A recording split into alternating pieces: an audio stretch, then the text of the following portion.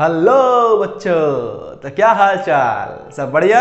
I hope आप सब स्वस्थ हैं, मस्त हैं और व्यस्त हैं अपने अपने ज़िंदगी में। तो बच्चों, हम आज स्टार्ट करेंगे अपना पिछला टॉपिक का छूटा हुआ पार्ट, यानी कि स्कैनर के थ्रू हम इनपुट कैसे लेते हैं यूज़र्स से। कल हमने बात किया था इनपुट कैसे लेंगे यूज़र से, इनपुट स्ट्रीम रीडर के थ्रू, यानी कि आईओ पैकेज के थ्रू हम कैसे इनपुट लेते हैं फ्रॉम यूज़र। आज हम समझेंगे कि यूटिल पैकेज के थ्रू हम किस तरीके से यूज़र से इनपुट लेंगे इस बात को। तो without wasting our time, let's start.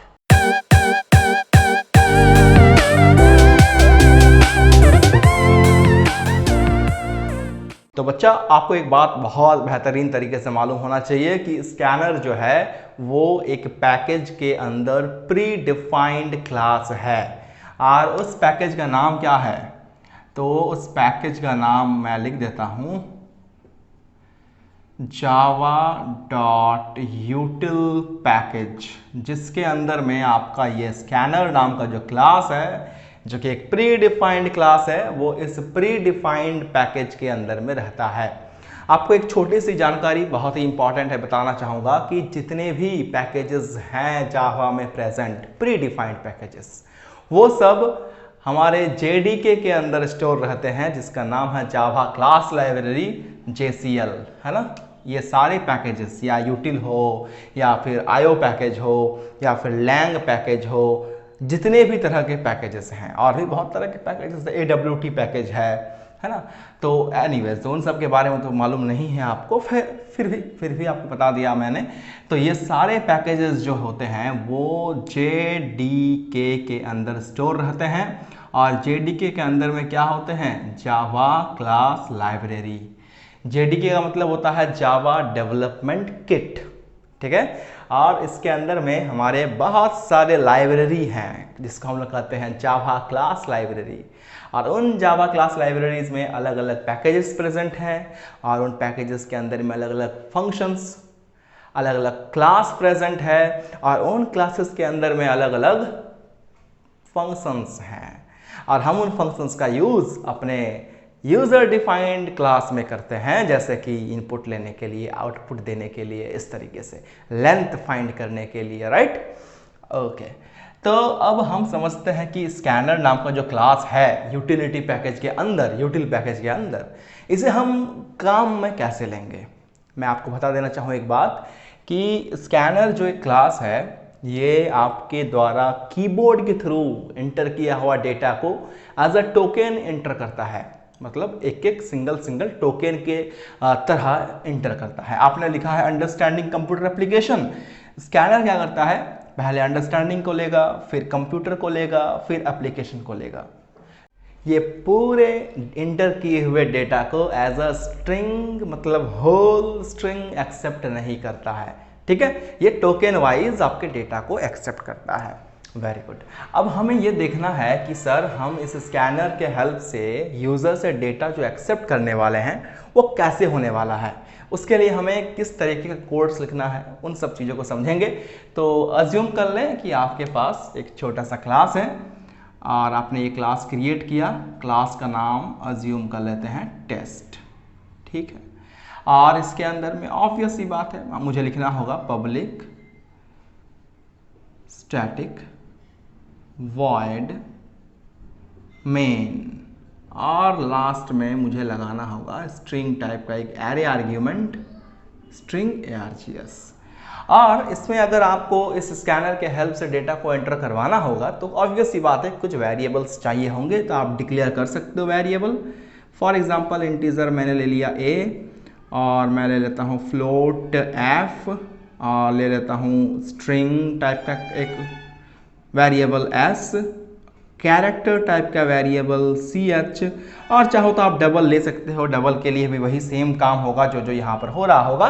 खैर, हमने ये 4 तरह के वेरिएबल्स लिए हैं, और मैं चाहता हूँ कि यूज़र्स जो है वो अपने चॉइस के अकॉर्डिंग इनमें वैल्यूज़ को स्टोर करें।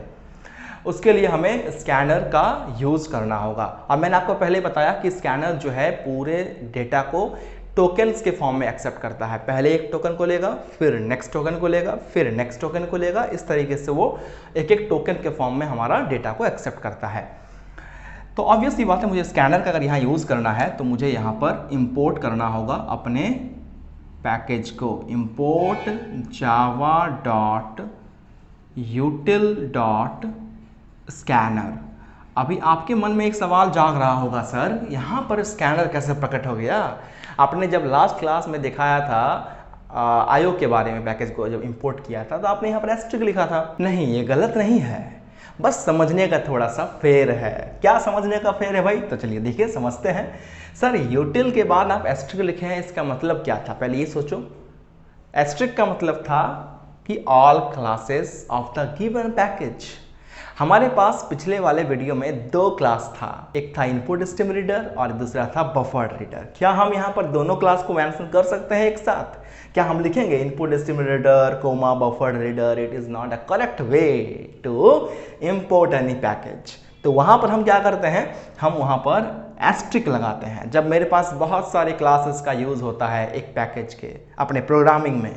और जब सिंगल एक क्लास का रिक्वायरमेंट है हमारे इस क्लास में, इस यूजर डिफाइंड क्लास में, तो फिर हम क्यों एस्ट्रिक लगाएं, है ना? हालांकि अगर आपको एस्ट्रिक लगाने का विशेष मन है तो आप लगा सकते हो, कोई दिक्कत नहीं है, वो भी सही है। ऑलराइट, हमने इंपोर्ट कर लिया। अब जावा ने मुझे ये परमिशन दे दिया। Yes, now you can use the function of scanner class. इस क्लास के जितने भी फंक्शन होंगे उन्हें आप इस्तेमाल कर सकते हो, बट विथ अ कंडीशन, एक कंडीशन के साथ। वो कंडीशन क्या है? वो कंडीशन है कि मुझे इस क्लास का एक ऑब्जेक्ट क्रिएट करना होगा। मुझे इस क्लास का, स्कैनर का एक object, scanner sc is equal to new scanner, मुझे इसका एक ऑब्जेक्ट क्रिएट करना होगा और ब्रैकेट में लिखना होगा सिस्टम डॉट इन। अब सवाल आता है, सर यहाँ पर हमने ऑब्जेक्ट क्यों बनाया है? अच्छा बच्चे, मुझे एक बात बताओ, स्कैनर क्लास कहाँ है? क्या मेरे इस क्लास के अंदर में कहीं आपको स्कैनर दिख रहा है क्या? बना हुआ पूरा स्कैनर क्लास अच्छे से एकदम वेल डिफाइंड मैनर से? नहीं। स्कैनर तो सर जेडीके के अंदर में जेसीएल है, जेसीएल के अंदर में यूटिल है, यूटिल के अंदर में स्कैनर है, जो कि मेरे हार्ड डिस्क में स्टोर है, जहां पर मैंने जावा को इंस्टॉल किया है। ऑब्वियस सी बात है, मेरे इस क्लास के बाहर है स्कैनर क्लास। अब जब मेरे इस क्लास के बाहर में स्कैनर है और मैं उसके फंक्शन को यूज करना चाहता हूं, तो जावा क्या कहता है? ऑब्जेक्ट ओरिएंटेड प्रोग्रामिंग कॉन्सेप्ट क्या कहता है कि आप अगर अपने एक एग्जिस्टिंग क्लास से किसी बाहर वाले क्लास को यूज करना चाहोगे तो उस बाहर वाले क्लास का ऑब्जेक्ट क्रिएट करना होगा। आप उस ऑब्जेक्ट के हेल्प से उस क्लास के सारे फंक्शन को यूज कर पाओगे। तो इसीलिए मैं यहाँ पर अपना ऑब्जेक्ट क्रिएट किया हूँ, ताकि मैं इसमें प्रेजेंट जितने भी फंक्शंस हैं उन्हें मैं यूज कर पाऊँ। चलिए देखते हैं फंक्शन कौन कौन से हैं इसमें प्रेजेंट।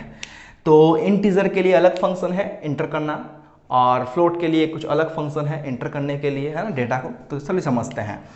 हमारे पास पहला वैल्यू है a, फिर है f, फिर है s, फिर है ch, और सारे डेटा टाइप्स अलग अलग हैं। जब हम यूजर्स के थ्रू इंटर करते हैं डेटा को, तो हमें यूजर को ये बताना पड़ता है कि भाई आपको अभी इंटर करना है।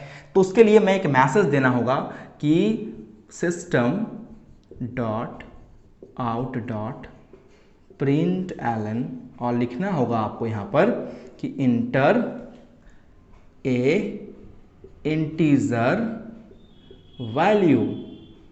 ठीक है, आप एक इंटीजर वैल्यू डालो और उसके नीचे में आप लिखोगे a, जो कि आपका वेरिएबल का नाम है। इसके बाद का ही तो इंपॉर्टेंट है, इसके बाद समझना होगा कि क्या लिखेंगे सर कोड, स्कैनर में ऐसा क्या है फंक्शन जिसे यहाँ लिखना होगा।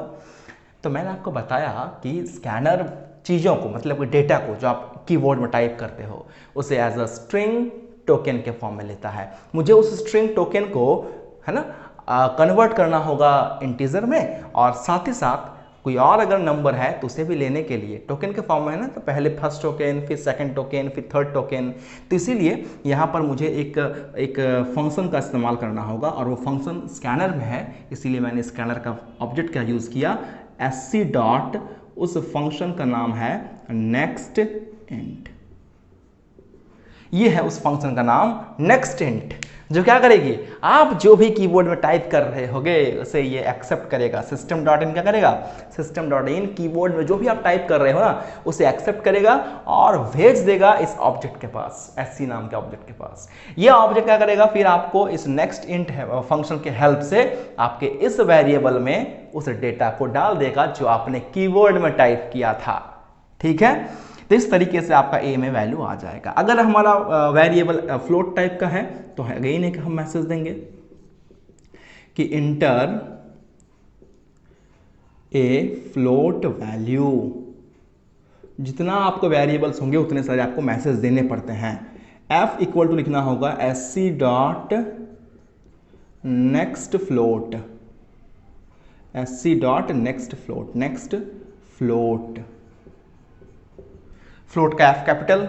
वैसे ही आप जब स्ट्रिंग और कैरेक्टर को करोगे, जैसा कि आपने इनपुट स्ट्रीम रीडर के बारे में देखा था कि स्ट्रिंग और कैरेक्टर टाइप के वेरिएबल के लिए कुछ अलग तरीके का फंक्शन हम यूज किए थे, राइट। यहाँ पर भी वैसा ही है, स्ट्रिंग के लिए थोड़ा डिफरेंट होगा, जैसा कि आप यहाँ किए हो उससे थोड़ा अलग हम लोग यूज करेंगे, और कैरेक्टर के लिए भी थोड़ा डिफरेंट तरह का फंक्शन का इस्तेमाल करेंगे। कैसा फंक्शन होगा वो मैं आपको यहाँ लिख के दिखाता हूँ, देखें। तो उसके लिए भी एज यूजुअल आपको यहाँ पर यहीं पर मैं लिखता हूँ SOPLN। सपोज आप लिखे हो इंटर ए स्ट्रिंग वैल्यू, ठीक है, और आप लिख रहे हो S equal to SC dot, क्या लिखना होगा यहाँ पर, SC डॉट नेक्स्ट लाइन। आपके पास दो तरीके का फंक्शन है स्ट्रिंग के वैल्यू को लेने के लिए, एक है SC डॉट नेक्स्ट लाइन और एक है SC डॉट नेक्स्ट, और इन दोनों एक बेसिक डिफरेंस भी है। मैं ये डिफरेंस किसी और वीडियो में बताऊंगा, फिलहाल आप नेक्स्ट लाइन का इस्तेमाल करिएगा, दैट इज एनफ। कि स्ट्रिंग के लिए SC डॉट नेक्स्ट स्ट्रिंग मत लिखिएगा, क्योंकि आपको मालूम होना चाहिए कि जावा में जो भी हम कीबोर्ड से एंटर करते हैं बाय डिफॉल्ट वो स्ट्रिंग के फॉर्म में ही लेता है, इसीलिए यहाँ पर SC डॉट नेक्स्ट स्ट्रिंग का कोई ज़रूरत नहीं है, नेक्स्ट लाइन लिखिएगा, दैट इज एनफ। और वहीं अगर आपको यहाँ पर कैरेक्टर टाइप का कोई वैल्यू स्टोर करना है तो उसके लिए थोड़ा सा डिफरेंट हमारा लाइन ऑफ कोड होगा, that is CH equal to SC हमारा ये ऑब्जेक्ट नेम डॉट नेक्स्ट, ये हमारा फंक्शन है, किसके अंदर प्रेजेंट, स्कैनर के अंदर प्रेजेंट, फिर डॉट कैर एट और ब्रैकेट में 0। ये पूरा है कैरेक्टर के लिए इंटर करने का तरीका, किसके हेल्प से, स्कैनर के हेल्प से। तो आप मुझे कमेंट में बताइएगा कि कौन सा मेथड आपको सबसे डिफरेंट लगा स्कैनर में वैल्यू को एक्सेप्ट करने के लिए फ्रॉम यूजर थ्रू कीबोर्ड।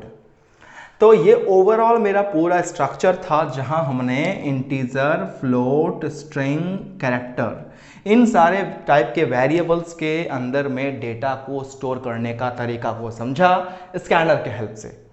और स्कैनर कहाँ से आता है, ये किस पैकेज को बिलोंग करता है, ये पैकेज किस क्लास लाइब्रेरी को बिलोंग करता है, वो क्लास लाइब्रेरी किस सॉफ्टवेयर पैकेज के अंदर में होता है, वो सारा चीज़ आपने जान लिया इस वीडियो के द्वारा। आई होप आपको अब इनपुट करने में किसी भी तरीके का कोई समस्या नहीं होना चाहिए। आप एक बात यहाँ नोटिस करिएगा, स्कैनर के बहुत सारे फायदे हैं। स्कैनर में आपको क्या है कि एक ही लाइन ऑफ कोड लिखना पड़ता है, जैसे कि इनपुट स्ट्रीम रीडर में input stream reader ISR equal to new input stream reader, system dot in buffered reader, BR equal to new buffered reader ISR, बहुत लंबा कोड है। यहाँ तक कि आपको वेरिएबल्स के अंदर वैल्यू को स्टोर करने का भी कोड बहुत लंबा है, integer dot percent BR dot read line, इतना लंबा। बट यहाँ स्कैनर में बड़ा छोटा चीज़ है, एक लाइन में आपका ऑब्जेक्ट क्रिएट हो गया और एक ही लाइन में आपका बहुत छोटा सा कोड में आपका इंटीजर के अंदर वैल्यू स्टोर हो गया, फ्लोट के अंदर में हुआ, स्ट्रिंग के अंदर में हुआ, कैरेक्टर के अंदर में हुआ। आई होप आपको अब ये समझ में आ गया है कि दोनों में क्या डिफरेंस है। आपको जो सुविधा लगे, जो तरीके से आपको बनाने में आसानी हो, आप उसी तरीके से एग्जाम में बनाना, कोई इशू नहीं होने वाला है। ये आपके ऊपर डिपेंड करता है कि आपको कौन सा मेथड इजी लग रहा है, ठीक है। अगर फिर भी इसमें कोई प्रॉब्लम लगे तो आप मुझे डेफिनेटली कमेंट कर सकते हो, और मिलेंगे आपसे बहुत जल्द कुछ नए टॉपिक के साथ आपके साथ। तो बहुत जल्द मिलेंगे आपसे दोबारा एक नए वीडियो में, एक नए टॉपिक और एक नए कॉन्सेप्ट के साथ। तब तक के लिए टेक केयर, खुश रहें, गुड बाय।